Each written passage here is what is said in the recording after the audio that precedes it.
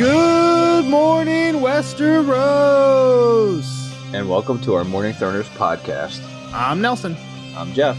I'm Kyle, and we're your Morning Throners. And welcome back to another episode of your favorite Song of Ice and Fire podcast. We are your Morning Throners with Jaime 4 on deck. Gentlemen, how we doing? Never had a bad day in my life. There we go. Kyle, what do you think of the chapter? And give us a synopsis summary while we're at it. And where did we see Jaime last? It's a whole lot that you have to do it all. right away. Give it all. I just got to give the whole fucking episode right up front here. 3 sentences and I'm out. Do the whole podcast by yourself real quick. Yeah, so last we saw him, he was at Harrenhal, right? Leaving Harrenhal? He was getting to Harrenhal. He actually traveled from King's Landing to Harrenhal all in one chapter. No, I thought he was leaving at the end. At the end, he just beat the shit out of Red Oh, Ronnet. yeah, that's right. Red Ronnet. Yeah. Forgot about that, yeah. It was implied he wasn't staying long, and we see him here, so. But yeah, King's Landing to Harrenhal last chapter. Now we are at... Castle Derry? Yep. Is that the name of this place? Yep. Yeah. Boom. With Lancel, he stopped by to see Lancel on his way to not Highgarden, to River Run. Yep, exactly. Went out of his way. That's pretty much a synopsis. Yeah, so... Yeah, that's really the synopsis. Yeah, he gets here, he talks to a bunch of the people around town, and then he talks to Lancel, and then he talks to Ilan Payne. That's the chapter? Yep, that's pretty much it. What do you think of it? This one was better. I don't know. This one, I feel like, I guess because it was kind of some of those earlier plot points are getting a little expanded upon. I also kind of struggle a little myself with the him like telling Ilan all this stuff is like an exposition dump. It's kind of weird to me, if that makes sense. I know we're not there. Obviously, that's like the very last thing that happens, but like it's just like last chapter too with Victarion. Didn't need, like, you shouldn't be telling this girl just because she doesn't have a tongue all this stuff. Like, she could. Oh yeah. She could. They could play charades. That's a great point, Jeff. I actually, when I was editing that chapter, I realized that we should have brought up the fact that was like him talking was a parallel to Jaime and Ilan, because Jaime's already been doing this with Ilan a little bit in the last chapter. So he wasn't spilling nearly as much from what I could tell. This one, he definitely gives a lot away. Yeah, definitely more. Yeah.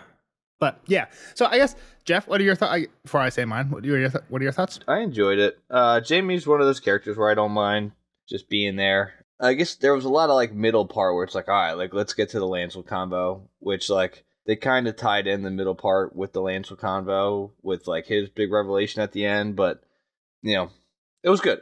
Good read, good chapter. Yeah, I don't hate it. I just feel like I have the same problem as the last Jaime chapter, where I feel like it's kind of repetitive even within the same chapter. Like he thinks like, I'm going to talk to Lancel about the whole thing. He like thinks about the conversation with Lancel in his head in the first third, and then he has it again, like pretty much beat for beat. I'm like, why did we have to repeat it? Like, couldn't we just have the conversation then? And also I feel like if you get rid of some of the repetitiveness in this chapter and in the last Jaime chapter, I think I had like the same thought. Like he thinks a lot of the stuff on the road that he ends up then basically saying and doing at Harrenhal. Like if you get rid of the repetitiveness, you could probably stick those two together and make it one Jaime chapter. So again, I like the chapter. I feel like they could be combined. Some of that's for the pacing of the other chapters too, right? Like I'm just saying, I don't know if anything that happens in the second one. Well, yeah, timeline would be an if it issue. shouldn't have happened. Yeah, time traveling like a month ride and 4 days or whatever. I think this is actually a really surprising turnaround too, because if you think about the last chapters we had, it was Jaime, Cersei, Reaver, Jaime. So we've only had 2 that aren't Jaime. So we're right back to them, right? For us, it's a long time, because even for us, that's a month. But if you're reading this like a normal person, these 2 Jaime chapters could be in the same evening, right? They're 4. Yeah, I know what you're saying. They're 3 apart. I didn't know if any of this mattered in the Cersei or the Reaver chapter necessarily, if that makes sense. I guess that's a good point. The Cersei thing, that's a really good point, because in the Cersei chapter, the whole faith thing happens, and that's like a major point later on with the whole Lancel thing. So that's a really good building off the Sparrows. Yeah, so I mean that's kind of what I was trying to say. Is like some of this would have still had to split, but I know what you're saying. You could have probably shrunk these down a little bit. Yeah, that was definitely a good point. I was very lost when he was talking about the ladies and who is who, and I didn't care. It's because we got phrase, and there's a million of them, and it's hard to keep track of them. Well, yeah, names don't matter. Yeah, I'll simplify some of it when we get there. So let's jump in. So Jaime's riding up on Derry. The gates are closed to him, but as he's riding up, he sees that there's a bunch of people outside, working the fields. They're getting ready for one more autumn harvest. They're going to try to. And he gets locked out, which was surprising, too. Well, yeah, it's not just people in the fields. They're like leaving the fields because they see him coming, right? Yep. Yeah. That's the way Run back to the in. safety of the castle. And we find out later it's because they didn't know Jaime was coming, right? He is kind of going out of his way. Derry is a little bit to the north. I don't have a map today, but Derry is a little bit to the northeast. Basically, you're following the King's Road. There's a road that goes more north and a little bit to the east from Harrenhal. That's where Derry's along. The road that they should be taking from Harrenhal pretty much goes straight west, a little bit northwest. It follows the Red Fork. But basically, they went down a different path. So Jaime is taking a detour, and he kind of mentions that later. But I mean, they're also just not welcome anywhere, right? Like, nobody loves them right now. well, Lancel's supposed to be the lord of this castle. This is like a Lannister castle. But it's just like they're bringing. I think it's more of there's been so much destruction in the area, and then there's a ton of people coming unannounced. Like, close the fucking gates till we know more what's Be on going on. edge with everybody. Yeah. Yeah, exactly. That's kind of what I was Especially when getting the at. hounds running around killing everybody. Well, yeah, and they're already saying that there's lions, marauding wolves and lions and yada, yada, yada. So, yeah, who's to say these aren't just a group of them? Yep. Yeah. All right, so we find out Derry is an old house, old castle, been here since the Andals time. Yep. That timeline definitely doesn't matter. Well, I think I'm going to say this right. Kevin chose Lancel to marry his wife because there's some Derry blood. I think we did cover that too in the last. yeah. So part of what I'm going to get into later is there's really no more Derrys left. Pretty much the last Derry left is the mom of the lady that Lancel's marrying. Right, so the lady that Lancel's marrying is a full Derry. She married Merritt Frey of Frey, and they had this daughter. So this woman is half Frey, half Derry. On the mother's side, she's Derry. Right? Yeah. Let's just do the full family tree too. Merritt was the prologue, epilogue of Storm of Swords. Okay. He gets hung by the Brotherhood Without Banners at Oldstones, trying to ransom Peter Pimple. I don't remember that. What He was the drunk dude that he got kicked by a horse or something, like had an awful migraine always. Yep. Basically CTE. Okay. A lot of what we learn in that chapter actually gets rehashed in this chapter because Jaime squired with him, right? So he thinks a lot about fighting the Kingswood Brotherhood, which is what Jaime thinks a lot about. I remember a little bit about that. I don't remember the Merritt Yeah, stuff. he got captured and he got branded. He thinks of Jaime mentions that here. Merritt thinks about that. He's like, I embarrassed myself basically, and then I got kicked in the head, and then I've had these migraines, so I just get drunk all the time to help my migraine. Okay. So he had this bag of gold. He was supposed to go ransom Peter, and the whole time he's basically like, I should just go. This bag of gold will get me drunk for a while and save off my headaches. Just run with the money. It was the first time we saw the lady with the hooded lady. Yeah, exactly. That they mention again. And basically the reason Merritt can't do that when we get political about it is because he knows that Walder is very open-handed with all his children and his children's children, his grandchildren, and his bastards. But as soon as Walder's gone, then someone else takes over, and Walder's children are spread across like 9 wives, right? So as soon as that takes over, you're only a half brother at that point, and then you've got like half nephews. There's a good chance that if you're not in the direct family tree, see ya, you don't have a place for the twins anymore, right? So Merritt's like, I need to do this to stay in the good graces of Peter Pimple, Okay. and I think Peter Pimple is the brother of whoever's next in line to take over the twins. You know what I mean? So he's trying to go ransom the person who he thinks is going to be like his brothers with who's next up, right? So I forget who it is. Edwin, maybe Edwin Frey or Black Walder Frey, maybe. Yeah, and then one more. Who was Pate? I remember Pate, but Pate is from the same place Thomas Seven Strings is. He says this because Merritt, when he's in that epilogue chapter, he's like, I'm so glad I got rid of he basically says my slutty daughter, and it's the one who Lancel's marrying now, Mary, or however we want to say her name. He's like, thank God I was so happy when I got rid of her to that sellsword Pate. But then the mountain killed him, and then he gave her back. So now I gotta find something to do with her again. Yeah, right. yeah. So that's kind of how that went. And then I think when he gets there, he says something about that, and Thomas Evans says like, "Oh, your daughter married my cousin, Pate of Seven Strings or Seven Strings." So I guess he might be from the same area Tom was. Okay.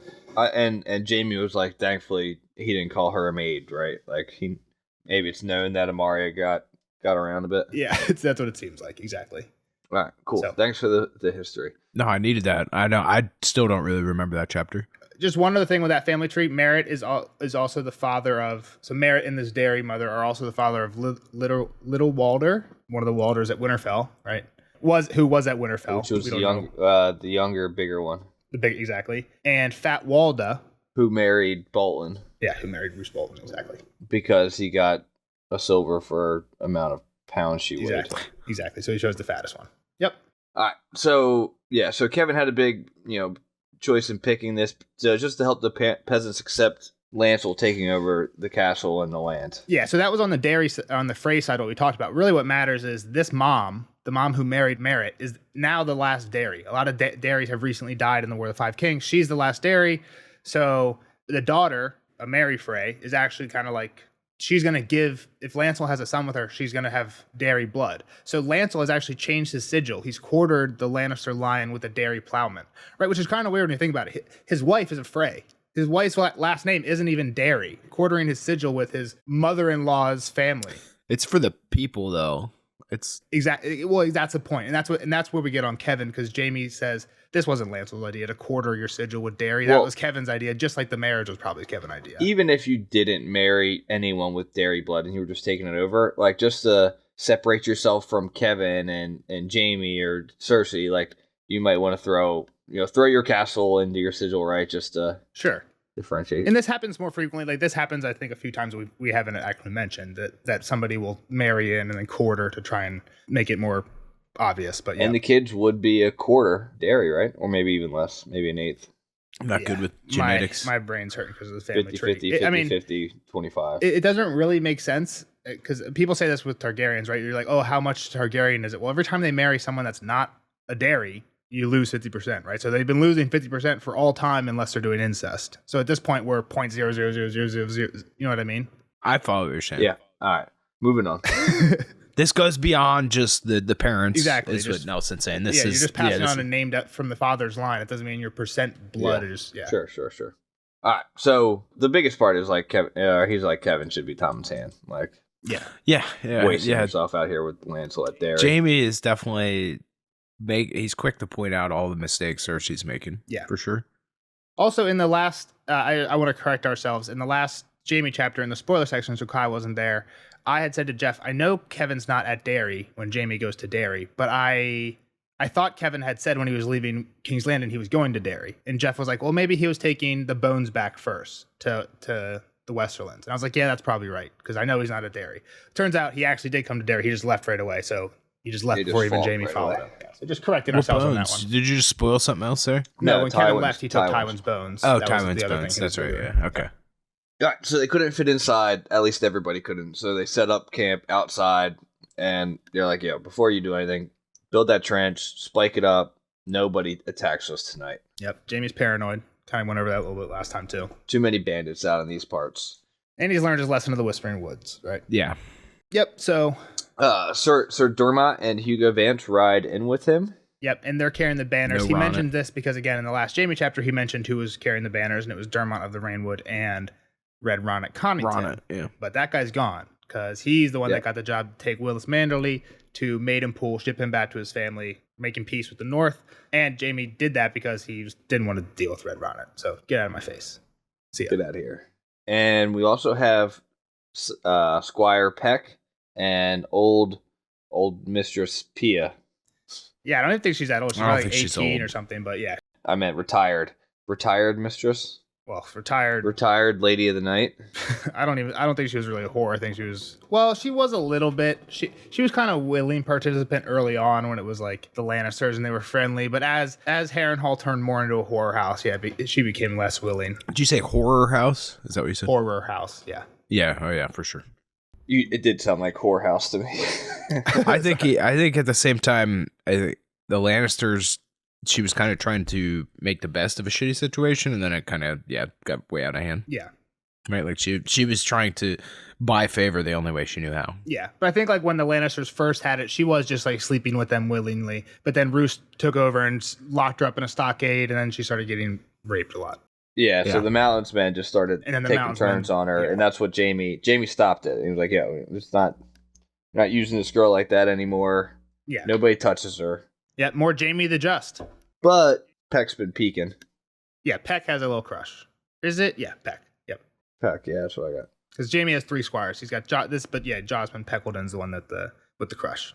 And it's funny because Pia, when she sees Derry, she's like, "Wow, what a toy castle! What is this nonsense?" And Jaime's like, "Well, all you know is Harrenhal, so you know literally the biggest one." Except he's like, the only one that you might not think is a toy is Castle Rock, which is kind of cool because we haven't seen Castle Rock, but it is like built into a big ass rock, which is, again, I don't think the castle is huge, but my picture of Castle Rock is like you have like a giant rock mountain type thing, and the castle's built into the top of it. But I mean, if you're using that argument, then the Vale's got to be in the conversation. That's true. Yeah, she'd probably be impressed by the Vale. I mean, the major castles will probably be pretty impressive. But yeah, Harrenhal's the big one. Not Winterfell, boom. Not anymore. But Lancel's getting Derry back into good standings. A new solid door on the front, but it was burned. Question now: were we here when it got burned? No, we heard that bad things were happening at Derry. We were here one time before, but I think the only time was the chapter where Joffrey gets bitten by Nymeria early in Game of Thrones when we're on the way down south. They even talk about that here, yeah. Yep. When Arya got separated from Yoren, where were they at? Where did that get burned? They were on the south side of the God's Eye, so near Harrenhal. I was gonna say they were on some lake. Yeah. They were on the way to a Harrenhal from King's Landing, and when then they heard that they were kind of getting chased, they started like they went off the beaten path and started taking basically back roads. But they were still going to Harrenhal, not to Harrenhal yet when they split up. Jaime is past Harrenhal. Gotcha. So yep. I was just thinking like maybe that's when it got burned. Like we saw it get burned. No, I don't think we ever saw it. I think we just heard about bad things happening here. I know what you're saying. That would have been cool. That would have been a cool throwback, Jeff. Yeah, just one of those times where maybe people crossed paths but didn't actually. Yeah. Just stepped in the same spot. Yeah. So the other thing is everybody's armed in this. Nobody's messing around anymore. Yeah, a lot of sparrows. So there's like 100 sparrows, Jaime says. Well, I think we learned that. At first, I'm thinking it's like any average Joe's walking around with like an axe these days, and then they're all sparrows, which is kind of like, all right, that sucks. But yeah, well, and Jaime doesn't even think anything of that because the sparrows aren't supposed to really be armed, right? Yeah, it's this old thing. Until he learns later when Lance says, no, this is allowed now. Yeah, he's like, oh, these pretty much they just must be wearing that garb. They're not actually the sparrows, but yeah, they are now, right? Yeah. And they do have the point of star. I don't know if we see it right away. I think maybe he recognizes. No, that's right here. But the only person who comes out and greets him is Maester. I didn't take his name. Maester Ottamore. Yep. Loser. He comes up. If it please you. Scared. Bull wasn't ready for this. But they go right into like having a feast prepared, so they. Yeah, that's why the lady's not greeting you. She's getting the feast ready, and Jaime's like, "Where will I find Harwin Plum?" Or he might say Hardstone. I think he said Hardstone, which again, you gotta the first time you mention a name, you gotta pull it in. You gotta give us a real name. Can't lead with a nickname. The whole deal. You gotta say Harwin Hardstone Plum. Yeah, link it. Yeah, he doesn't link it till later. Yeah, like, I had no idea who this was. At what point were we supposed to just know that Hardstone was, you gotta infer. Yeah. You have to infer. I don't think I even had that in my notes. I think I Googled that one. Because I was like, who's Hardstone? I Googled it, and it told me who it was, and I looked up who it was, and we have heard of this guy once before. But yeah. Probably like 3 books ago. Yeah, I think it was in Game of Thrones. It was when the Lannisters learned that Jaime had escaped from Riverrun. He was one of him and his brothers got sent out to look for him. Like, hey, try and go capture Jaime. I think they sent out a bunch of people, but. And he's a Lannister, man? Yeah. He's from the Westerlands. The Plums are. Yeah. Okay. Yeah. I mean, I put 2 and 2 together pretty quickly, but like for Kyle's sake and like for my reading's sake, the first time is like if there's any point to be like, oh yeah, that Hardstone, he was a plum of the Westerlands. Like you could have threw in a little semicolon and helped everybody out there, sure. George. I will say the next thing here, it says, where will I find Hardstone? It says, we have reports of outlaws beyond the Trident. Sir Harwin took 5 nights. So if I was smart, I would have put Harwin and Hardstone together right there. That's true. He kind of does. He doesn't give you the last name, but at least first. And yeah. Yeah. He just gives you something. It's not like the first name isn't used multiple times. Jeff's just not clever enough. Again, I'm looking out for Kyle and all the first timers out there. No, I do not remember all these names, so they are hard as shit. That's what I'm here for. You're never going to. So he's like, well, where's Lancel? He's like, well, Lancel's praying. And Jaime's like, well, he's gonna get along good with this guy that we just put in charge of Harrenhal. These 2 religious guys in charge of the river lands now.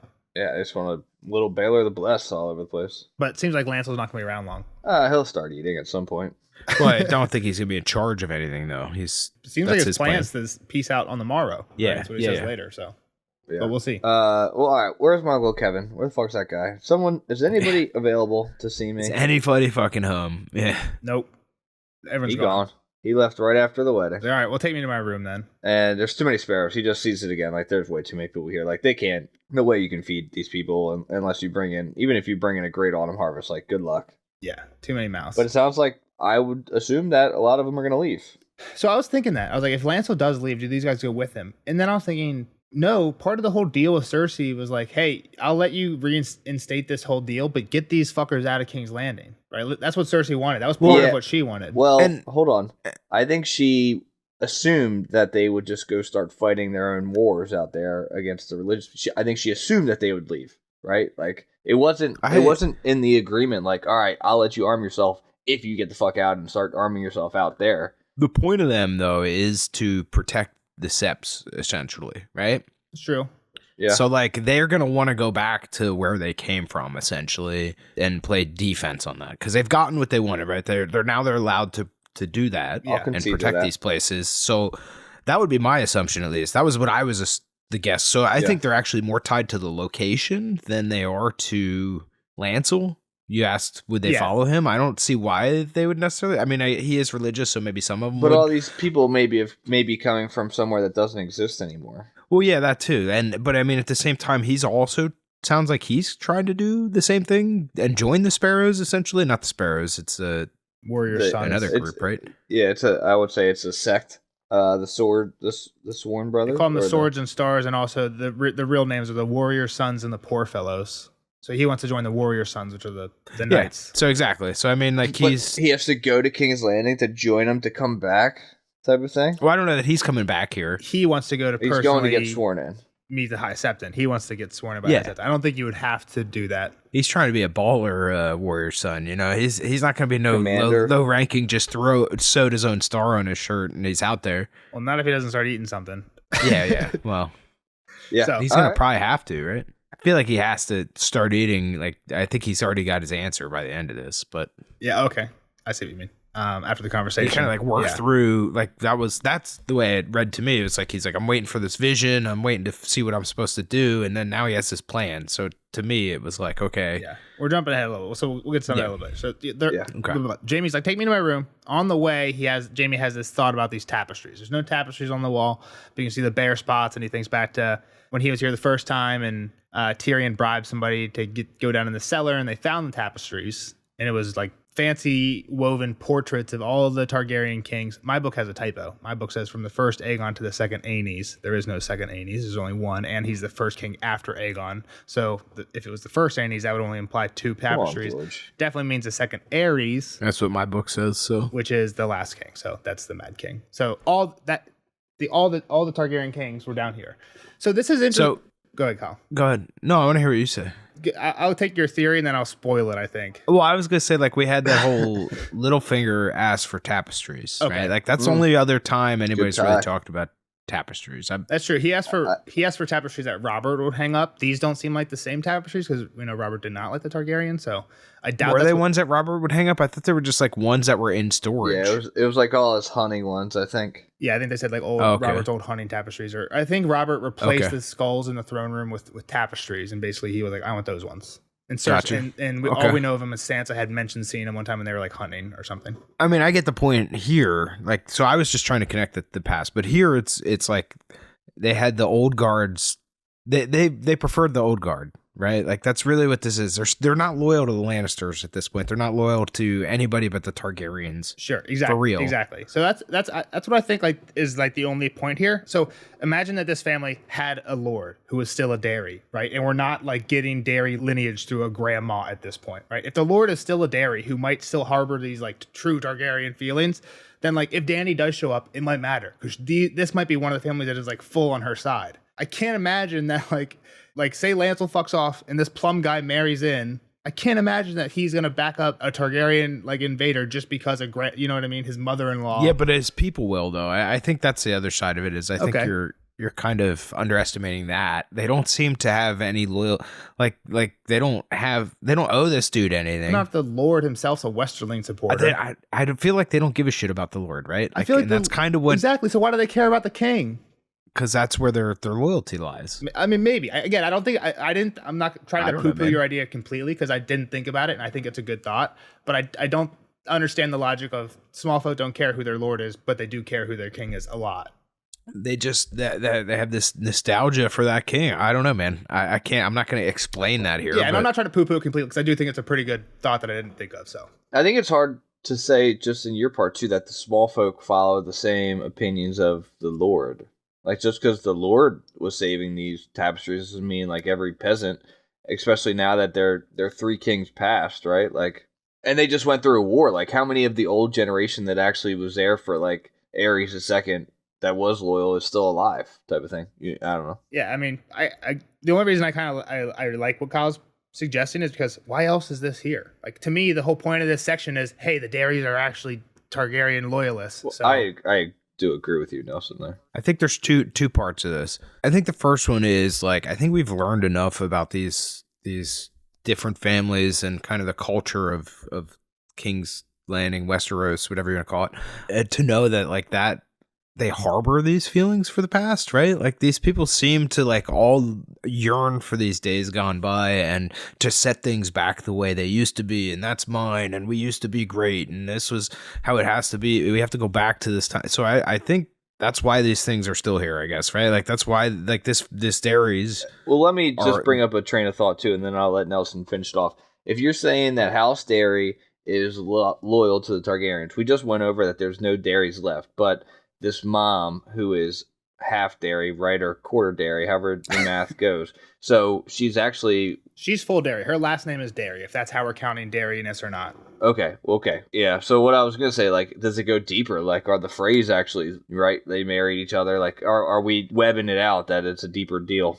Correct me if I'm wrong, Kyle, but I think that's kind of what you're implying is if the Daries are secret Targaryen loyalists, how many of these other families that's what I was going to say. Point 2 is to put this idea out there, right? Yeah, like we've seen a house that does have this stuff. So who's to say there's not more? Gotcha. Okay. I think that's a good, decent point. Which we saw this in the second novella. Yeah, even though the war's over, there's definitely still families that hold hearted loyalties. I thought that's what you were pulling out. Yeah.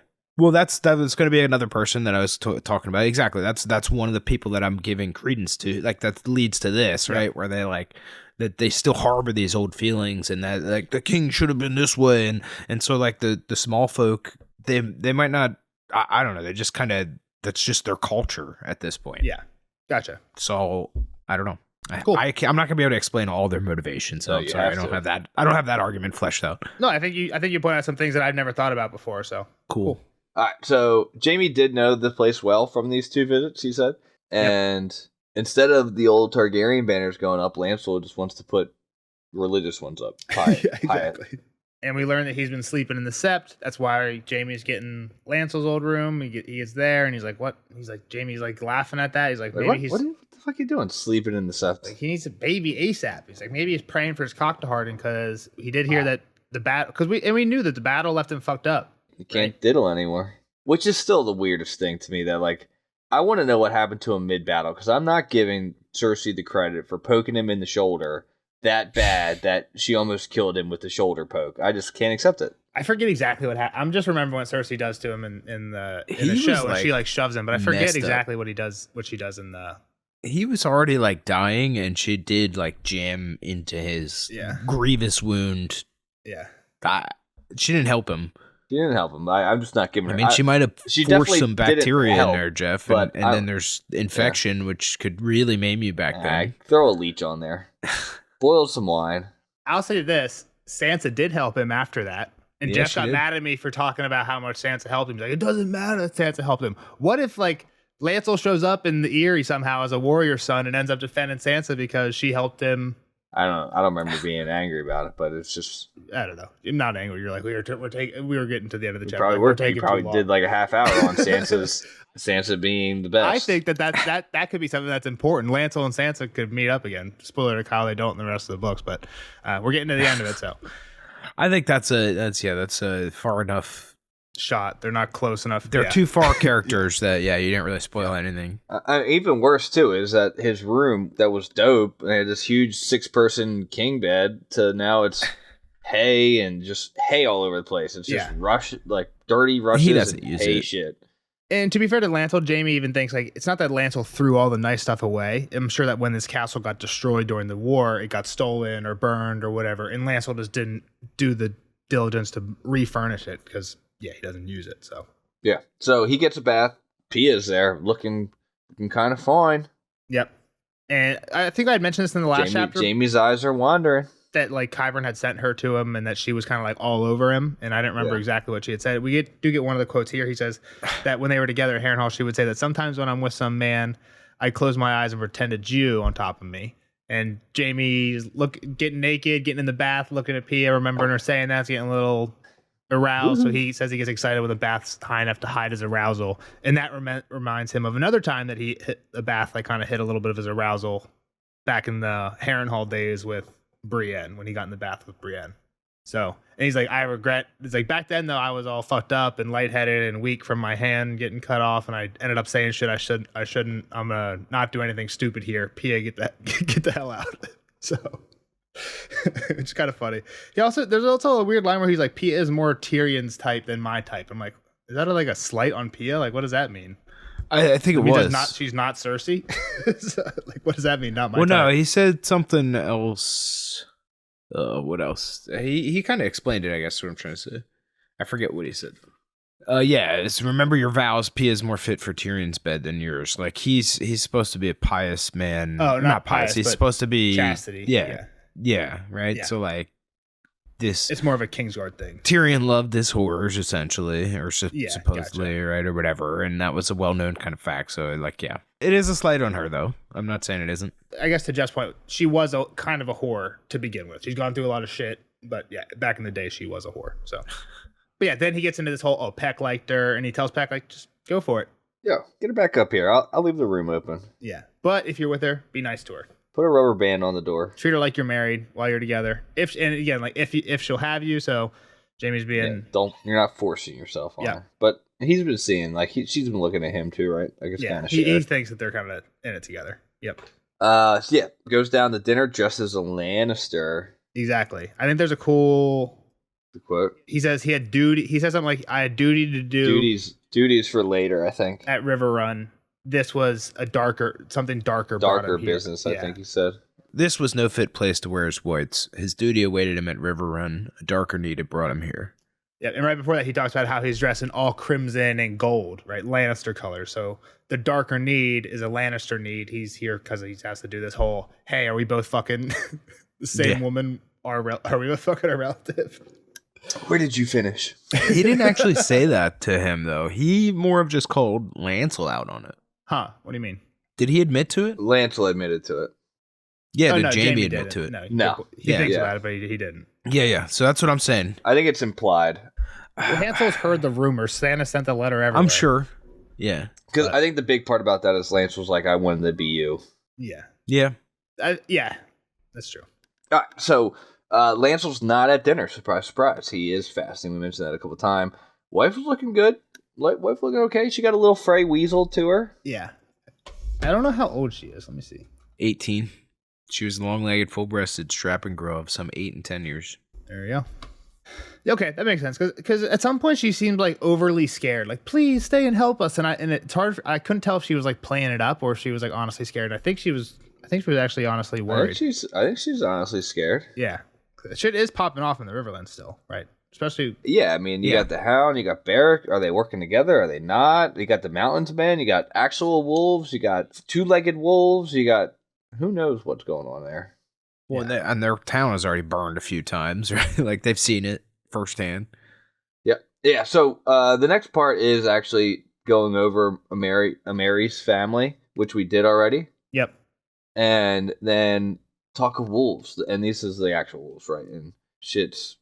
And then it's just like, Jaime's just listening, right? Everyone's kind of saying about what they've been doing, what they've seen. I didn't write them down, though, so if you wanted to talk about them. So at one point in here, Jaime basically, when they're talking about the outlaws and her family, Jaime says something about, she's talking about how Merrick got captured trying to make a great name for himself, I think. Oh, no, Pate of Seven String, her first husband, got killed fighting the mountain trying to make a great name for himself. Jaime says, we all try to make a great name for ourselves. When I was young, I thought I'd be the one to kill the Smiling Knight, which is weird because later she says, I've heard stories about you guys fighting this brotherhood, but she says like the name wrong. She says like Smiley Knight or something. So it's like, how do you not even know this guy's name? But whatever. Well, yeah. Well, she gives him credit, and he's like, "Wait, I didn't kill the Smiley." Yeah. I think she just assumed because he made a name for himself that he had done it. Yeah. And the other thing to mention here, she has brought a decent amount of phrase with her. He says a score, which I think is 20. The ones we hear are a sister, an uncle. That's Dan Welfrey. He speaks up later, and her mom. Well, I guess it's not a Frey, but her mom's here as well, Mariah Dairy. So Jaime really wants to know who killed Merritt. Was it Barrack? Right. Like, let's get to the bottom of that story. I think that's the one that kind of perked his attention. Yep, exactly. And he wasn't seen there, nor Thoros. It was a one-eyed man, a dude in the yellow cloak, and then a woman that had led them. Scary looking girl. So I mean, from the beginning, or the Storm of Swords, that was Cat then. Yeah. Well, dead zombie cat, right? Yeah, but that was Cat. Like that was confirmed in that Merritt chapter, right? Wasn't it? Yeah. Like she it was Catelyn and she pointed at him or something. Like it was her. They're like, she's from the wedding. She remembers from the wedding. Yeah. I don't think they call her Catelyn. She had a slit neck. Yeah, slit neck. Yeah. But I mean, like it was as close to like it being for sure her, I guess. They tried everything to spell it out, but it didn't say like that. Oh, that looks like Cat. Yeah. Well, regardless, I guess what I'm saying is that kind of unlocks the rest of this in the sense that like they're all referring to this woman. Like there was another one in the one past where, you know, like a chapter past that somebody mentioned this lady and didn't really, they didn't say it was Cat. So I guess what I'm saying is it kind of fills in that gap. In the Brienne chapter, they call her Stoneheart. There's a lady that's going by Stoneheart who's leading some of the outlaws. They don't actually mention that name here, but I think even in that Brienne chapter, you had said this. So this is Zombie Cat. It seemed like it was Cat, yes. But I guess what I'm saying is like this to me seems like it's linking them all together. I guess because we're sure that was her. This one exactly. They're talking about an event that we know of, and it's sounding exactly like all the other stuff with Brienne. Like Brienne, I don't know if you could be 100% sure it was the same, but The yellow cape dude was there. The mustard? No, I forget what he went by. I remember lemon cloak. Lemon cloak. Yep. That's right. Yeah. There's a one-eyed man. I forget him. So Barrack is one-eyed, but we were there. Barrack wasn't there at that time. This is was Jack the guy. Jack didn't Arya poke him in the eye? No, she broke Lem's nose with the helmet. I think this is Jack B. Lucky. He's just missing an eye. He's just been missing an eye. Yeah, one-eyed man, a yellow cloak, and a woman cloaked and hooded. Yep, and then later they say something about the woman cloaked and hooded. They said they didn't know her, and then they would have us believe that her face was torn and scarred, and her eyes were terrible to look upon. They claimed she led the outlaws. Jaime's like, whoa, led the outlaws? What happened to Barrack and Thoros? These guys are the ones who I've heard lead the outlaws, right? Yeah. We haven't heard them. Change of the guard? Question mark. Also, during this conversation, we get back to Harwin Plum, and Lady Amory gets a little blushy. Yeah, they're talking about how Barrack can't be killed, and she's like, Harwin says those tales are fake. Everybody can be killed. My hero. Yeah, exactly. Those kind of vibes. Which we circle back to later. And Jaime has a thought about it, I think, here. Is like, right? Or maybe it's at some point it's like, Amory. You know, did you guys see that line? It's not that big of a deal. I think it's just getting back to like, Amory's about to step out on you. Exactly. I thought it was more important if they were gonna be subtle if Amory was interested in Harwin, but Jaime straight up says later to Lancel like she's gonna fuck this guy. So although ... Jaime gazed at Lady Amory. Exactly. So it's those are the weird lines that like I don't want to like point out to Kyle if he didn't catch them, but later Jaime straight up says your wife's gonna fuck this guy Harwin if you don't do something about it first. So I don't think that it starts off subtle and becomes less subtle.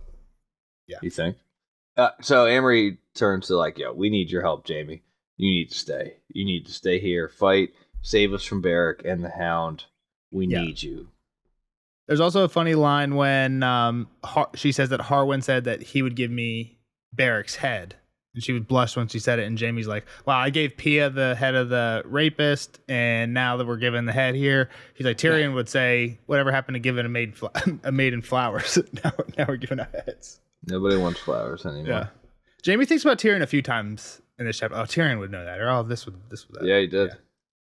Go ahead, Cal. Sorry. It's definitely the most we've heard him brought up. No, that was pretty much what I was going to say. Is that the head thing is what led into what Jeff was saying. Although she does seem to actually like him. So yeah. Yep. So who's going to protect these people? Jaime's like, fuck you guys. Not me. I'm not staying.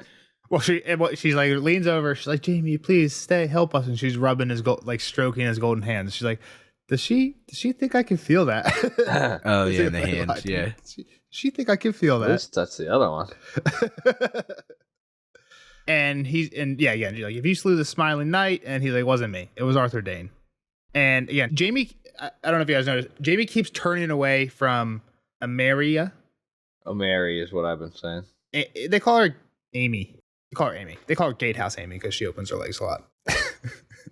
That's a real. I don't know where that's from. That might be a spoiler, but Amy's easier than whatever her real name is. Oh my gosh, what a! We learned she's promiscuous. Merritt says it. Now we're here. We're learning she has a thing for Harwin.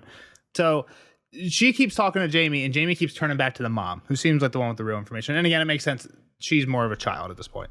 So she's like, "What happened to Blackwater? Did they track the people, like the Brotherhood?" He's like, "Yeah, well, they tracked them, but they lost them when they basically got to the neck. He thought they were really close, and all of a sudden they vanished into the neck." And someone's like, "Well, I hope they rot there or get eaten by lizard lions." Kenneth's a case. And Dan Wolfrey's like, or they could get taken in by the Krannig men. This is interesting. Frog eaters. Yeah, what if like Jojen's and Mira's family takes them in? Just housing cats? That'd be kind of cool. I think they could. Because nobody wants to walk back there, right? Like it's... Well, what we know is like Howland Reed, Jojen and Mira's parents, was like Ned's best friend and really the only person who survived the war with him, right? Like, yeah. So we know that those two are friendly. You're saying the first war, right? Or Robert's Rebellion. Yeah. Yeah. So he's really like one of the main of Ned's friends who survived that. Like Jory's dad died, and they got Stark tapestries in their basement. Exactly, for sure. Yeah. In their main hall, right? Because their hall moves around in the bogs. Nobody can even find it. Exactly. So and now they got Zombie Cat, right? Maybe they do have a welcome there. I think it's kind of interesting to think about. Well, and I think I feel like the Outlaws seem that Barracks Outlaws, the Brotherhood, right? Knights of the Brotherhood. Knights of the Hollow Hill. Knights of the Hollow Hill. That's what the Brotherhood's That's my favorite. They have like 4 names, but that's my favorite name. Brotherhood Without Banners, Knights of the Hollow Hill. Yeah, Brothers Without Banners. That was actually what I was looking for. But they seem like quote unquote the good guys in a way, right? Like they don't seem like they're out there doing, from what we've encountered. They're not the ones doing any of this awful shit. They did kidnap Arya. They seem like, yeah, but to fund themselves, kind of. Like that was their means there. Still. Oh, you're right. I guess they've done a little bit of bad stuff. That's fair. No, that's a fair point. I guess what I'm getting at though is like they seem like the rebel force that the North would kind of align with here, right? Like the North doesn't have anything else going on in that sense. Like they're very in disarray themselves. Yeah. So they're kind of like that. It seems like a good spot for those two to meet up to me. Yeah, I think they're like Robin Hoodie, right? Like I think we're supposed to like them and side with them, but they're definitely not doing what the. So they're a rebel force. force. Yeah, they are outlaws by the definition. They're big time outlaws, breaking the law and doing whatever they want to do. So yeah. But yeah, and they're like, well, it's not just the Krannig men who might take them in. All the River Lords and the small folk around here like them too. And Strongboard's like, we should cut their tongues out, the small folk. And Jaime's like, how are we going to get answers then? That's not the best idea. Yeah, come on. Like, we should do what Arthur Dane did. What did Arthur Dane do? And he's talking about what Arthur Dane did to settle the deal with the Kingswood Brotherhood. He was just nicer than the Outlaws. Just giving them some food, gave them some money. Yeah. Nicer, and he just did things that the Outlaws couldn't. Like, he literally got laws changed with the king. Like, hey, you can take Well, that's deer. what I'm saying. Yeah, he listened to him. He was nice. Yeah, he earned their favor. Do what the small folk want. And that's kind of what Jaime says. Like, you're the lords. You're the ones in charge. Gave him the carrot, not the stick. Yeah. Give him a voice. Yeah. So, kind of cool. Jaime's basically saying, do the right thing. It's the first time we've actually heard that technique being used, which is like, we've had a lot of, I think, opportunities for someone to, I guess Marjorie is the only one that like, yeah, reach out to the small folk. like, oh, let me throw you some bread. We'll throw you some blah, blah, blah. Some flowers. Win them at the bottom level. Yeah, so kind of cool. And again, that's Arthur Dane, who we already know is like a great fighter. Not only a great fighter, but also seemingly a good guy. A good dude. Let me just say one more thing. It's working for Marjorie, and you knew, like, we have history that it worked for Arthur Dane, so you think more people would try that and not, like, come in just hacking and flaying, but I digress. Exactly. Yeah, I agree. Well, don't worry about it, because Strongboard is going to save everybody. I'll come back after we do our business. Yeah, exactly. They're like, Jaime, please stay with us. And he's like, no, my place with the king. And Lau's like, don't worry, I'll come save you. And like, well. And everyone's like, who the fuck is that guy? Strongboard? I don't know. We don't even know his name. Lyle Craycall. Yeah, see? Doesn't matter. And then we get the Hound doing more awful things to the Salt Pans one more time from another point of view. Exactly. They're like, well, you'll have more than just Barrack to deal with, Mr. Strongbore. The real problem we got around here is the Hound. Salt Pans was bad. We got this boy Arwood Frey, another one of the, I guess, guys that Amy brought with her. he's like, when I came from the twins, I swung by Salt Pans. Me and I came with Harry's High and Donald High. We went there. It was a shit show. No, literally everything burned. Nothing but ashes and bone was left. There was one knight there, and he locked himself up inside his tower. Sir Quincy, that was the knight, and he yelled down at us from the tower, but he wouldn't even open up for us. However much later it was, he's like, it was a shit show. Like, you don't know what you're getting into with the Hound. And we hear that he killed everybody and was wearing his helmet, right? The helmet was the ID. Exactly. Can't miss that helmet. Yeah. The helmet's still weird to me, right? Like, that's not a good ID. That's like something that can change. We've seen other people wear their armor. That's true. Well, yeah, I guess we have seen. I think you even said this before, Renly's Ghost. Yeah. I don't know if that's what you're talking about. The I Hound think when you're talking about that. said But a couple chapters ago. Brienne, maybe. The other thing, too, is like, I've always said it. They don't have a license. There's no... The Hound is one, The though. Hound is the one who, like, all right, you have a burn face. And you're there's a few. big. He's one, for sure. He's Yep. one. But they're only talking about the helmet, though. Like, the bull helmet's out there somewhere, too. That's We true. haven't seen that in a while. Does Gendry still have that? What would you rather wear, bull helmet or dog helmet? Bull helmet implies horns. We know what that means now. You don't want to wear horns. Never going to have horns on a video game character ever again. What happened? It means you're a cuck. They even say it in this chapter. It's not, the lion shouldn't wear horns. That's what Renly says, or not Renly, but Jaime means says. don't get cheated on by your wife, Exactly, don't be a essentially. cuck. Oh. I forgot that, the whole deal. I'd lean But dog. the horns thing would be tough to get through, like, doors and stuff, man. You got these, now you're wider, and you got this extra weight on the side of your head. No horns. They're just little guys. The Hound helmet Dog might suck head. for breathing if you got like a big air gap. Just like breathing your own hot air back in. Just open mouth where the teeth are. Yeah, snarling dog. I think that's right. He is like a snarling dog. He's probably got teeth and there's just air holes. Yeah, whatever. So, I don't know, whatever. Jamie's like, all right, I can't deal with these people anymore. Spills his wine. Well, I guess to what you guys are saying, could it potentially not actually be the Hound? Jaime thinks like this doesn't sound like the Hound. But That's what I've been saying too. Like the Hound's, we've heard some bad things about him, but this sounds awful. He's never just crashed out. Yeah, but you also said that if it is the Hound, it's not just normal Hound. dead It's Hound. a re-brought back Hound. So Mecha Hound or Zombie whatever, Hound. Mega Hound. like we also Zombie didn't Hound. see Cat going around just hanging people before. So it seemed Yeah. Barrack seemed pretty similar, but it seems like sometimes She it probably changes thought you. about it. To be fair to Cat's dumbass, she probably thought about it. JK. Okay, She would have liked Jake. that. Tyrion. JK, but not really. But not really. Yeah, so he spills his cup and he's like, all right, like, you guys mop this shit up. I'm going to see my cousin. Do you think he did that on purpose, Jeff? That's an honest question. No, I don't, Okay. but I think it was just a great way to leave. Oh, that's fair. That's fair. I thought it was an accident, and then the way you Yeah. said it there, I thought you were implying that he did it on purpose. I think he was trying to drink with his gold hand, Yeah, which fair. I think is stupid too. Just like, use your left hand. Yeah, I think he even says at one point he does, but he's just getting a little too comfortable, had a little Like, too much wine. you don't need to be drinking, eating it. Like, put your fork down, pick it up. Like, what are you doing? Yeah. It would have been better if his gold hand had, like, pinky was a fork. Swiss Army Yeah. gold hand. I wonder if his pinky's up. Yeah. Like his pinky's up so that when he does drink wine and he looks fancy. Yeah. You know what I mean? You'd think. I hate you. Isn't there a SpongeBob? I always think of a SpongeBob episode where that just would Pinkies like to be up. fancy, you just gotta do everything with your pinky up. Yeah. Our first intramural basketball squad was called Pinkies Up, and that was our logo. That's funny. All right, so he leaves the feast. See ya. Gotta go see Lancel. Outside, a lot of sparrows. He's like, I don't know how you're gonna feed these guys. It's funny, I think there's a parallel to Cersei. He gets stopped outside the Sept. You're not allowed in. No one's allowed to disturb him while he's Yeah, praying. that's true. I actually didn't think about that.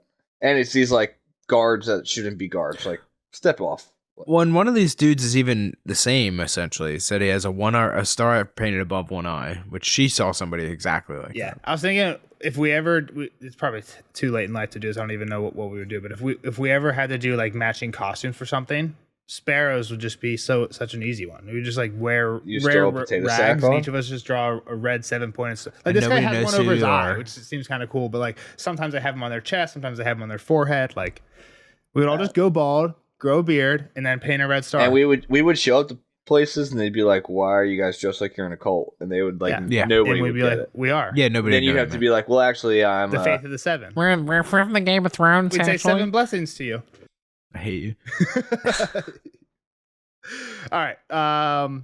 Can't go in. He's praying for the High Septon and everybody else that's dead. They'll still be dead tomorrow. Jaime says to him, "Let me the fuck in," pretty much. Yeah. There's a part where like, do you know who I am? And the one guy's like, some lord someone else like some cripple, and one was like the Kingslayer. But we're not kings, we're just poor fellows. So again, Jaime got the hint here, but Jaime says that later he's not a student of history. He's not super up on this, so he doesn't quite know what poor fellows means. But well, we got a little.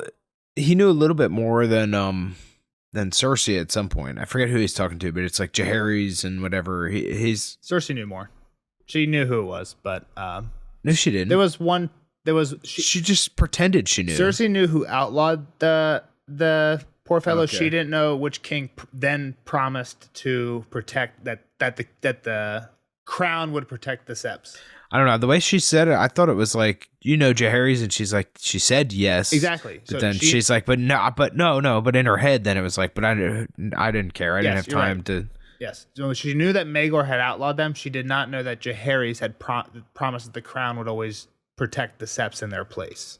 So basically, what first king outlawed them, some bad shit must have gone down. So then the next king's like, okay, well, we'll do the job that they were supposed to do. Cersei knew the first, not the second. Jaime knew neither, but knew both the king's name. So, again, kind of close. But gotcha.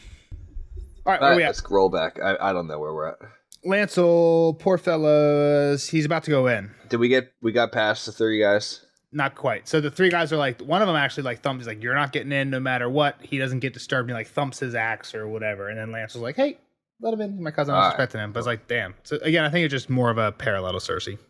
But yeah, inside. The whole thing's kind of a parallel to Cersei. I mean, she's going to the Sept to meet the High Septon. But the High Septon didn't come like, all right, let her in.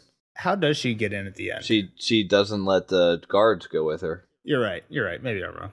These ones lifted their weapons. I'm saying it's not parallel every step of the way. You're right. The other ones didn't threaten Cersei really at all. They kind of were. Not this bad. Just like leave your sword, basically. Like you're right. But all right, Lancel lets him in.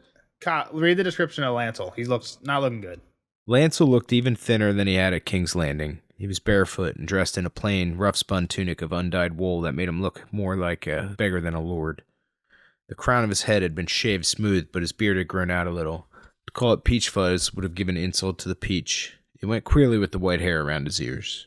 Yeah, so a few things here. We heard that when Lancel was sick, like he was so sick and like feverish and ill for so long. All his hair went white. That his hair was like turning white and like thinning out. Exactly. And now he's got like the friar tuck haircut on top of that. So he only got the white hair around like his ears. And he's growing a beard, which doesn't seem like it's white. That seems more like Lannister blonde, but he's not growing it well. And he's just skinny as shit. Like the dude just looks literally like a ghoul from like a video game. He's like as close as to he's like a zombie basically, right? Like he's looks fucked up. He's a shell of his former self, right? Yeah. And he's like, I'm gonna go be a knight. Like, bro, look in the mirror. You can't even stand up.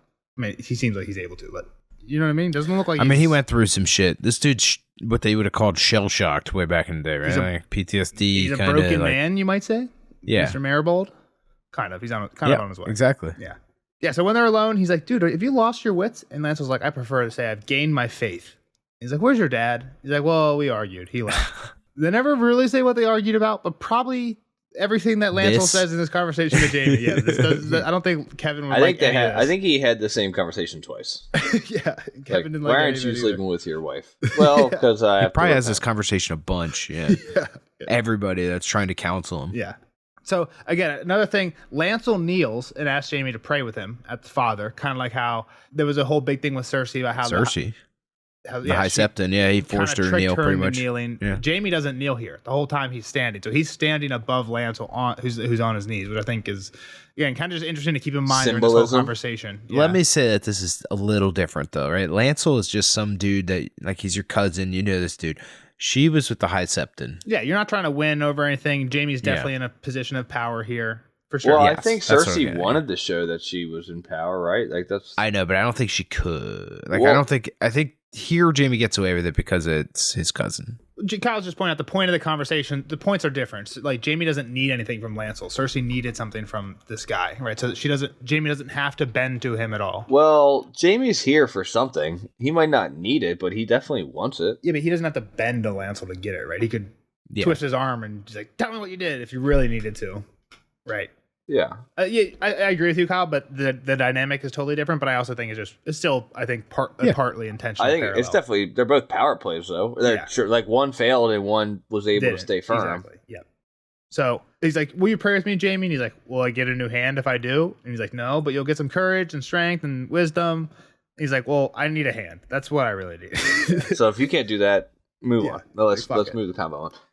Lancel's sleeping at an all-turn night, so he's. I think this is interesting as fuck. I think it's pretty interesting too. I don't think I've really ever seen any theories about this. He said he has visions when he's sleeping under these things. Jamie chalks it up to you're literally starving yourself and hallucinating. But he says he saw Jamie come. He says he saw Jamie kill him, and Jamie doesn't kill him. But like part of the vision's right. Like maybe you somehow come on, saved you yourself. You dream enough shit, something's gonna come true. Well, that's what Lewin says this guy to is Bran, also... and what do we know about Bran? Hang on. I mean, let's be real though. Like, go ahead, Kyle. Sorry.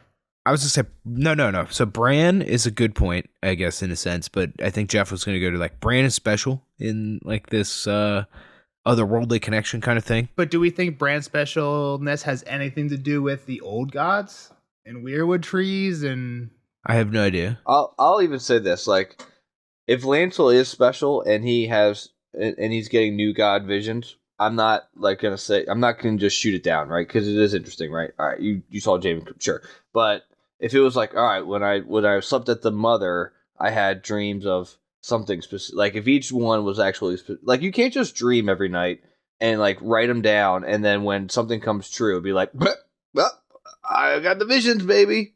That's me. Exactly. That was gonna be like, the other part of it. I couldn't tell you how many times in my actual life I actually have fucking deja vu, and I'm not like I'm a fucking vision guy. Sure. Because you can't use it, but like obviously, but like maybe if I fucking wrote down my dreams, maybe I would be a fucking visionary too, Lancel. Like, I guess the other thing is, and people always say that the faith is like the one gods that don't seem to have any power, right? Whether it's warging or whatever Bran's got going on, people seem to think that has something to do with old gods. Melisandre's literally got some shit going on. So the red gods got something going. People are like, what? Where's the faith? The only thing people ever really point to is Davos thinks that he had a vision of the mother when he wakes up dehydrated on that rock. But again, you could chalk that up to you're fucking dehydrated and you're basically unintentionally fasting. So I don't know. I think this is interesting though, because he's right about Jaime coming. I guess the only other thing I'll say is Mira at one point when Bran and Jojen are talking about visions, Mira says, what's the point of sending visions if they don't want you to either heed them and like try and make it happen or to prevent it? Right, so the whole point of like Jaime shows up and kills you, maybe the point of him getting that vision is so he can do something to stop himself from getting killed. Otherwise, there's no point. So you're right, it doesn't come, like, I guess my argument is to Jeff is like, they don't have to come true. Sometimes the point of a vision might be to make it not come true. That's Mira's whole argument. This could also just be this fasting dude that's like hallucinating. It could also be that. And like, oh, Jaime's here. Oh, the gods said they were going to send you. Like, it could just be like this dude is out there. It could 100% be that. I just think it's interesting to play with maybe the faith do have some real magic going on after all. Yeah, like he's been in here. Like he can't just be like, oh yeah, nothing's working. I'm getting nowhere with this. He's just losing his mind and thinking he's getting somewhere. That's my opinion. I think that's probably more likely. I like to entertain the idea also though. Yeah, I liked what you were saying. I'm not against it, but it's just like it's a stretch. It's too perfect. Yeah. Don't just give me this one bit. Like, what else did you see? Yeah. Like, give me some more. Yeah, tell me the other nights you've been out here. You've been out here a bunch. You need 3 visions before I give you anything. Like Melisandre and her 3 leeches. Exactly. Yeah. So and this is where Jaime brings the fasting. He's like, well, Baelor had visions too, but most people know because he wasn't fucking eating. And he's like, when was the last time you ate? And he's like, my faith is all the nourishment I need. There's another funny line by Jaime, I think. He's like, faith is like porridge, better with milk and honey. And we know all you need is some honey. You can survive for weeks. Exactly. Like, yeah, you got to start sleeping with your wife. Is that where we're at? He's like, well, if you keep fasting, you're gonna die. And he's like, our lives are just a candle flame. That makes me think of Candle in the Wind I actually went down a big rabbit hole when I was taking notes on this. That line made me look up Candle in the Wind, listen to it. Everybody knows Candle in the Wind, right? Elton John, great song. You know who that's about? I mean, maybe it's obvious because they do say the name like 3 times in the song.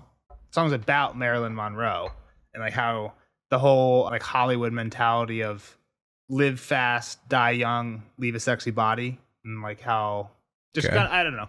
It doesn't really relate to this chapter at all. I was trying to pull a connection at all. I spent 20 minutes going down that rabbit hole when I was taking notes on this. So I wanted to throw it out there. Moving on. Sorry, I don't know much Elton John. I mean, if you're interested in Elton John, go down that rabbit hole. Just basically look up the lyrics on Genius lyrics or whatever it is, where they explain them. Kind of interesting. I mean, the first line, it's "Goodbye, Norma Jean." That's Marilyn Monroe's real name. She used a Hollywood stage name. Marilyn Monroe's not her real name. So just kind of interesting. I never really realized that. Go down the rabbit hole if you're interested. Moving on. They're all sinners. We all sin. I'm as much of a Kingslayer as you, Jamie. Exactly. You did it with a sword. I did it with a wine skin.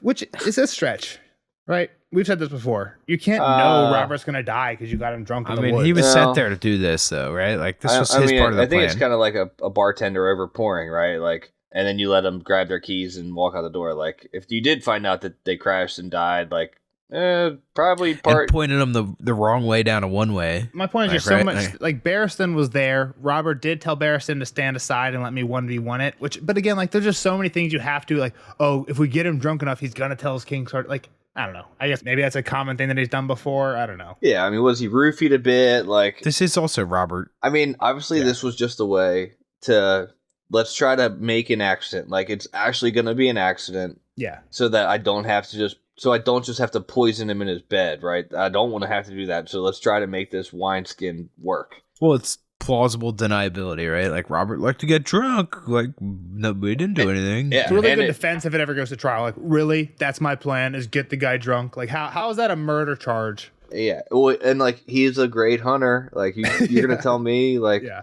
And we all know that he wanted to fight like 1-on-1. Like, let's look at all these. I wasn't even in the building. Yeah, exactly.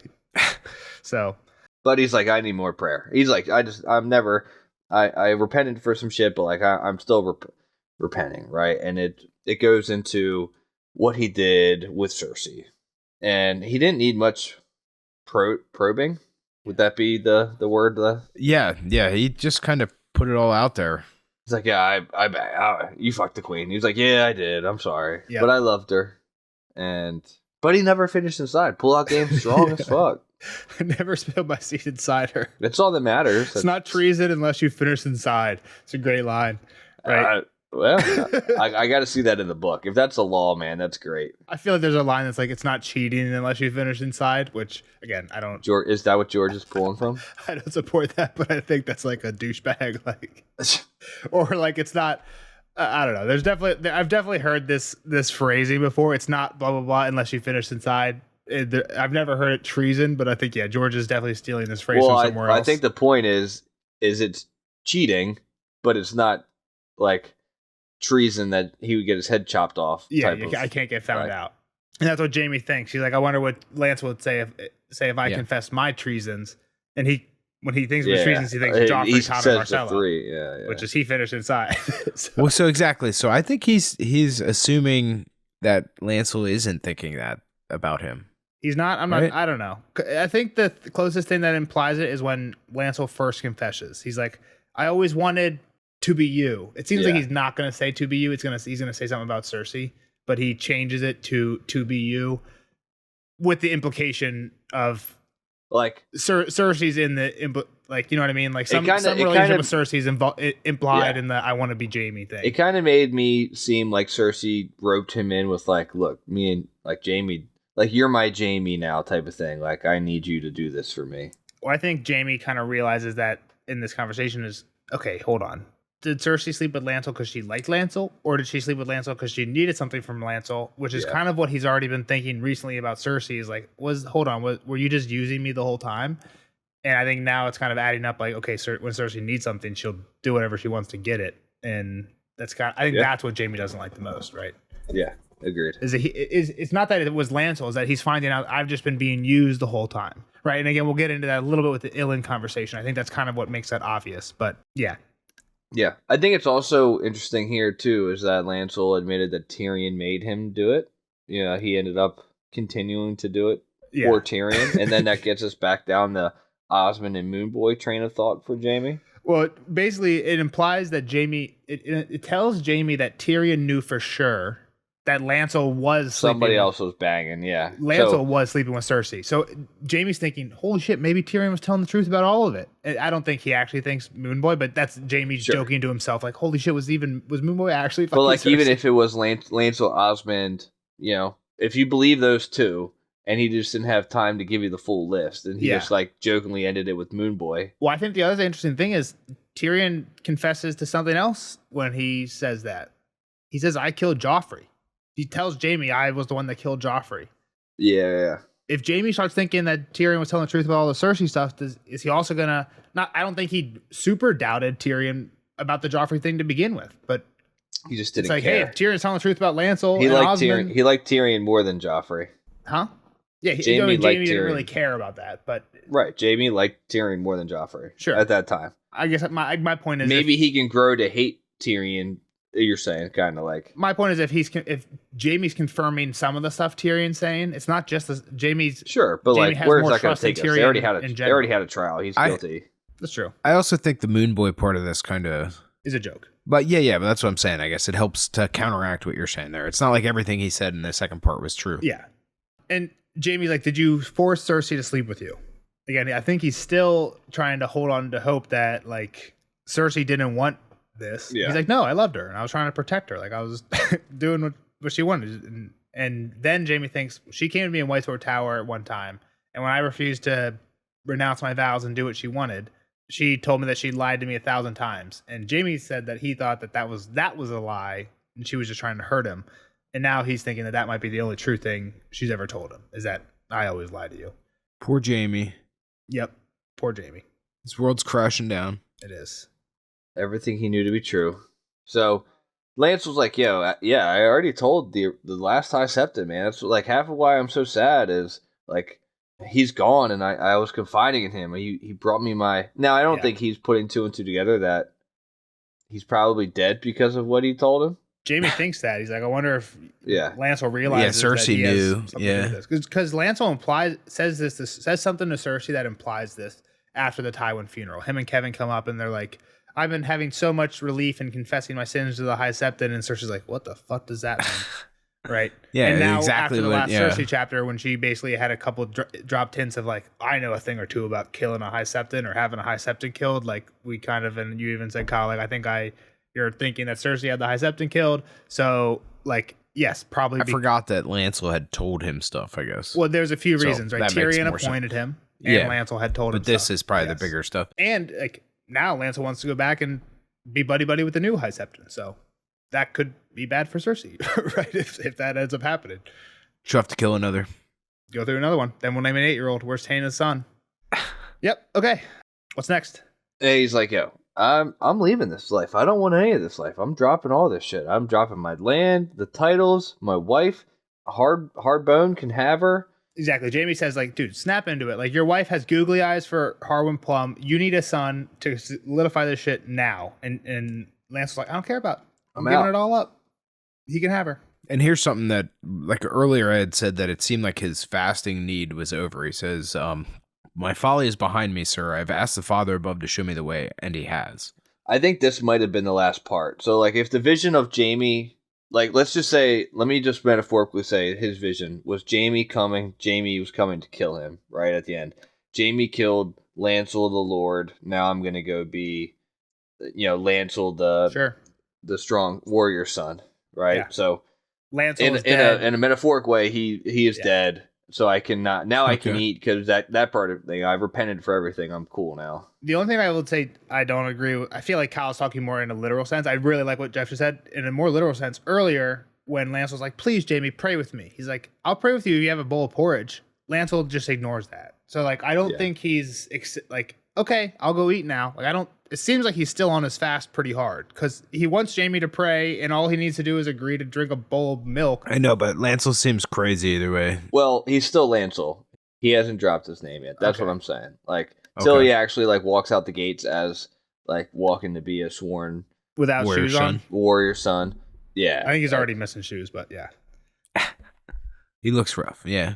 What was the point of the hair shirt? Is that here? Did we miss that? Like, Jaime puts his hand on him at some point, and he's like, what the fuck is this guy wearing? He's got a hair shirt on underneath. Yeah, so after Lancel had already confessed to the wine killing Robert, and Jaime's like, don't be so hard on yourself. Robert wasn't really a true king, which doesn't make any sense. If that's true, you have no right to be on the throne, right? The Targaryens are gone, so who is the true king? Like, this is a weird comment by Jaime, but he has his hand on Lancel's shoulder and he can feel that he's wearing a hair shirt, which to me is like repentance, right? It's more that cannot be comfortable. There was a guy. Okay, it's an itchy shirt. There was a guy that I met in a weight room one time, and he was telling me that he was in a frat at my college way back in the day, like 40 years before we went there, and he's like, "Yeah, I was in this frat." And when we were pledging, they made us wear burlap underwear and burlap sacks under our clothes for however, Okay. I don't know how pledging works, whatever. Scratchy For and like, itchy. you're just itchy all the time. Exactly. So I think that's kind of this, is it's more of just like a penance. What's it called? Penance, or yeah. I know what you're you saying. whip yourself. Atonement. I know what you're saying. Yeah. I think that's what it is. And that's when Jaime's like, what else do you have to atone for? Like, you're not eating, you're staying in the sept, and you're wearing this shit. Like, what else is there? And that's when he's like, I wanted to be you. But again, I think it's kind of implying the Cersei thing, right? So, Okay. Yep. And Jaime looks around and he notices the warrior, the maiden, and the stranger. And he's like, I always thought that I was the warrior, Cersei was the maiden, but really she was the stranger the whole time. Oh, I guess before that, he's like, why would you... We didn't talk about this. He's like, why would you forsake everything? You have lands now. You're a lord. Like, you have a wife. You can have children. You can Why be would you big give up dog. all that for some vow? And Lance was like, why did you? And Jaime's like, why? For honor and glory, but that's not really the truth. It's for Cersei. It was all for Cersei. Is that what you're doing this for? Are Exactly. you after my girl again? Part 2? He's like, ask yourself why you're really going back. Is it for the High Septon or is it for my sister? Pray on that. That's a bold statement to Lancel. It doesn't seem like that's really, he'd be diddling his wife, right? No, I don't know. I mean, what if he's in love with Cersei? He doesn't love his wife. Or he just really loves Cersei that much. Kyle, what are your thoughts? Is he going back for Cersei, or is he genuine about all this piety? I mean, I don't think he has a shot with Cersei the way in the shape he's in. Say he goes back to King's Landing and he's like, yo, Cersei, I'm going and cuddling and talking to somebody tonight. It's either you or the new High Septon. You don't think Cersei's like, welcome in? Nope. Look at this Stay dude. around. You've seen this dude. What do you mean? She'd have him killed or something. I Okay. think she would get rid of him before That's fair. She's not interested in this Lancel. No way. I guess that's not the question right now, though. The question is, does Lancel think that's the case? I'm asking, do you think Lancel is going back with any intention? Is there any thought in his mind that he's going to get with Cersei? Or is this straight up he's a pious man now? I think he's bought it. He seems like he's bought into this. I'm gonna make that statement now. Okay. I'm like 60-40. Like, I could go either way for sure. Wow. You're like, I'm going to stand on my words. I'm like 60-40, by the way. Well, no, that's what I'm saying. So I'm picking, but it's like close, right? That's what I'm saying. I gotcha. And like, I mean, things can be close. So I'm still making a selection. Sure. Yeah. That's where my bank is. So if it's the other way, I was wrong. Nope. I But- appreciate it. What I'm saying is just like that. It was a tight one. So I think he could be, but he's got like the Maesters even like talking about like, oh yeah, he's putting up all his piety stuff. Dude seems like he's kind of gone to some crazy lengths here. He's definitely off his rocker. He's So drinking the Kool-Aid. He's in the sept all the time. He's So making the Kool-Aid. Why for the not? fucking... Yeah, and it seems like he might have like something that he sees worthy in front of him here, which is joining these warrior sons. So Hey, and if he's getting real ass visions, that'd make you believe, right? So, all right, Yeah. Jaime's like, I'm out. See you later. Where the fuck's Ellen at? Get your fucking sword. This is Exactly. still, too, like, alright, the Godswoods aren't, like, they didn't go a country mile away. What to doesn't go make any fight. sense to me is Jaime's like, the yard was packed. There was 100 sparrows there. So we went to the Godswood. Like, okay, first off, if I'm a fucking sparrow, I guess maybe is the Godswood like a northern thing? Like, the Godswood has to be more comfortable than the fucking castle it yard. is weird that they're not in there. Go find a patch in the Godswood. Like, if you're camping, yeah, if all these guys are camping out, like, wouldn't you rather be in the Godswood than a fucking city square? But it's Yeah. like Unless it's like an anti-religious thing. it's kind of like they wouldn't be in the other set. They wouldn't go to the fire god sept. Yeah, that's the only thing I'm thinking is it's more of like it's like the old god sept, right? But you get to face it, right? Like, if you don't believe in them, deface it and stay there. Right? Cut down all Like, the trees. well, yeah, I mean, like, what did people do when they took over, like, temples of Well, other... they're- Like, they chopped up, like, the statues and they made it there. So, like, I don't think it's mentioned, but like I don't think there's a weirwood tree mentioned here, right? So a lot of these castles in the Riverlands, again, it's one of those things like George kind of retconned. Like early in Game of Thrones, he says like all weirwood trees south of the neck were cut down, and we've heard of a bunch of houses Like, south turn of the it neck from that the have weirwood Godswoods trees, but to not just- all of them. Like Riverrun doesn't, I don't think. This one probably doesn't have a weirwood tree, right? So they have a Godswood, but they don't have actual weirwood trees. Okay. Yeah. because they were defaced. Just make it the Dairy Woods. Like, just change the name, and you're cool. Like, well, yeah. I don't know. Some of that stuff still, is like nature maybe. what are they gonna component's do? still Blow some wind on you? Like, Well, maybe some of the people there did still send believe some in it. crows to peck at your forehead? Like, go set up a tent. Yeah, I don't know. Just a nicer place to camp. It's all. Even if it's like 10 yards away from, it's not. Yeah, it's not far enough that you're not going to hear the swords. Yeah, especially in a small castle. And then you got him monologuing to Ilan about, his past. Like you can just see like a cutaway to some sparrow in the yard. You hear the echoing like, "That's where I fucked my sister." Like some sparrow's like, "What the hell am I over here?" The hell are these two talking about? Yeah, what a weird story. So, yeah, good. What's the story? Summarize it for us. One of you, Jeff. Give it to us.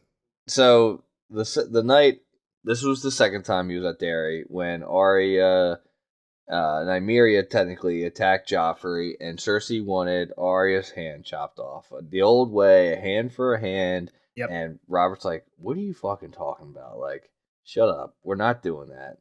And Arya had run away, so Robert got drunk to the point where he passed out on the floor. Cersei called Jaime up, and they banged it out right on the other side of the room. Yep. And Cersei was saying she wants the whole time, and I want. To this point, he thought she wanted him. She actually just wanted him to go get Arya, which he tried to do, but she was found. So I think this is it doesn't seem like that important, and it seems almost kind of like a weird little page and a half stuck on at the end. I think it's a pretty big mindset change for Jaime. Exactly. It shows Jaime that Cersei wasn't sleeping with him that night because she wanted to sleep with him. She was sleeping with him that night because she thought it would help her chances of getting Arya, right? Motivate him more to get Arya. Exactly. I'm using you, right? So in the way I see this is he's just realized that this is what Cersei does. She sleeps with people when she needs something from them. Yeah. And then now he's kind of going back in his head thinking of all the times in recent memory when she might have done this to me. And like, here I am in this place where every this happened battle to on the me. King's Road, he's just looking at it. Yeah, exactly. And he's realizing that that's what was going on. And he also says, it was only a chance that the Stark men found her before I did. If I had come on her first, ... implying that I would have fucking cut her arm off for Cersei. Like, I would have done exactly what she wanted me to do. I mean, right? I think he would have been lucky at that point to cut her. I think, like, if she ran, like, he probably seemed like you wanted to kill her. We know what happened to Bran. I took it from the kill. I thought he was going to kill her, not chop her off. I guess you're right. To that point, the thing he says right before he says that, the quote is, "The things I do for love." Then he says to Ilan that it was only by chance the Stark men found the girl before I did. If I'd come on her first. Well, and before that, it was, I had thought she meant me, but it was a Stark girl that she wanted maimed or dead. Yeah, or dead. Yep. So and then Ilan starts clack, clack, clack, clack, clack, clack, clack, clack, clack, clack. And Jaime says, "For all I know, you fuck my sister too, you pock-faced bastard. Well, shut your bloody mouth and kill me if you can." End of chapter. So, yep. Again, kind of cool one. Again, I feel like it's a little bit longer than it needs to be, a little too repetitive. We just didn't need the feast. Like, honestly, you could. We've been cutting these up into like thirds. I think the chapter is kind of like beginning, middle, end, and like obviously the end is always going to kind of matter. Most times the middle, I don't know, or like one of those first two are like, what the fuck are we talking about here? Like, I agree that Amory stuff or Amoray stuff in the middle lost me for sure. And yeah, I agree for the most part. It's one, again, I've said this before, maybe I've said it more in spoiler sections than not. This is one of the chapters that I feel like after Winds comes out could be awesome, right? If this if this Harwin Plum guy becomes a huge character in Winds because he does take over Derry and now he's the Lord of Derry or whatever, right? Like if something like that happens, then this could be on a reread. This could be a way crazier chapter. But I agree with you guys. At the time, that middle part feels bloated, right? There's just so much now that you're like, oh, well, we hope that comes back in Wind. We hope that comes back in Dream. That like it's just gonna be like you can't, right? But I'm just tired of like I don't need now every chapter in the Reach to continuously say that the Hound did something bad in the Salt Pans. That Barracks, unless it's an update.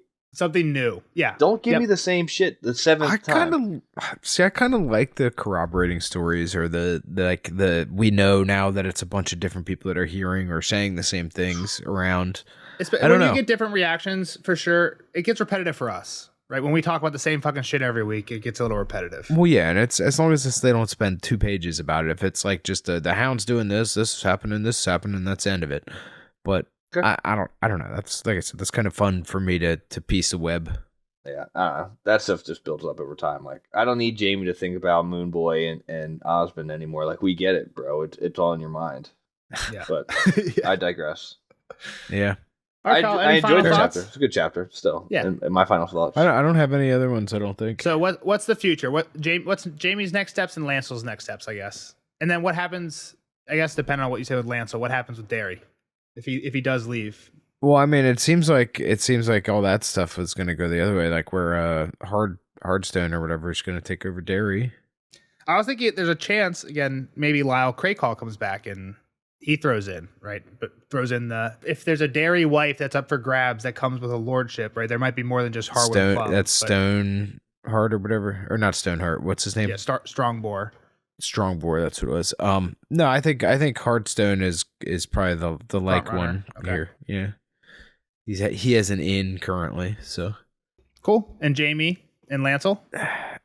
I mean, I think Lancel, what did I say about him? He's pious and he's going to go join the Sparrows, and so then maybe he'll meet Sansa later on and save her life. Nelson theory. That's a Nelson theory. Yeah. I don't think I've ever heard that anywhere except for me way to whatever 3 years ago in that Clash of Kings podcast. What was this theory? What's the Nelson theory? That Lancel is going to meet back up with Sansa at some point, and because she healed him, he's going to save her. Yeah, Sansa helping Lancel after Cersei hits him in the battle, after the battle, is going to come back to play a part. Okay. And then Jaime, yeah, I mean, so we skipped over it. He's dicking around so he doesn't have to go to River Run because he refuses to start this fight. Yes, he doesn't mind dilly-dallying on his way to River Run because he... Explain more what you mean by that. Why doesn't he want to start the fight? Well, because he can't. He promised the cat that he would never raise arms against the Tullys or Starks, right? Exactly. So he's just hoping if he takes long enough, by the time I get there, and shit'll sort itself out. And our team will have won, but I won't have to have personally been involved. Yeah, exactly. So I don't know. I don't know if he's. I feel like he has too many people to just fuck right off, but I don't think he's in a hurry. I think maybe something happens with these wolves. I feel like we've heard too much about the wolves to not encounter him. That's what I want to have happen. Nymeria crowns herself Chekhov's wolf pack. Queen of the Seven Kingdoms, and she sits the Iron Throne. Yeah. All right, cool. Sits the Iron Throne. All right. Iron Bone. Well, maybe we'll find out some of it next time in Brienne 6. 6. Yeah, probably not. They're close. They're relatively close, right? Actually, she might be close. Maybe Brienne meets back up with him. I don't think that's happening. How great. Not yet. Not this Brienne chapter. How's that? All right, we'll see Kyle in Brienne 6 for the rest of you guys in the spoiler section. Bye, Kyle. Bye. Later, nerds.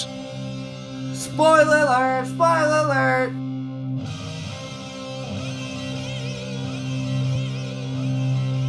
Spoiler alert! Spoiler alert! Bye, Kyle. Bye, Kyle. Thanks for hanging out with us. See you on the next one for Brienne 6. Now, on to the spoiler section. Jeff, what we got? I don't got shit, bro. I don't have anything either. The only things I really want to say is I think this is kind of, and some of it's already been starting, but I think this is a big turn for Jaime. Red Ronnet? Anything with Red Ronnet? Does he come back around?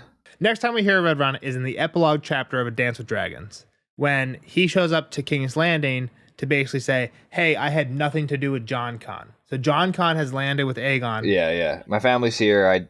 I'm not with It's him. not me, though. I'm not a bad guy. I'm with you. And in that chapter, we learn that he has the Mountains Men with him. What I was stumbling over earlier is I think it's interesting to look at what Jaime says in this chapter, and he's basically like, I sent Red Ronnet away because I didn't want to fucking see him anymore. Well, if you tie that together with what we learned in the epilogue chapter, he also sent away the Mountains Men with Red Ronnet. We don't learn in the epilogue chapter, but probably because he didn't want to fucking see them anymore either. They're like raping Pia and shit, so he's like, get the fuck out of here.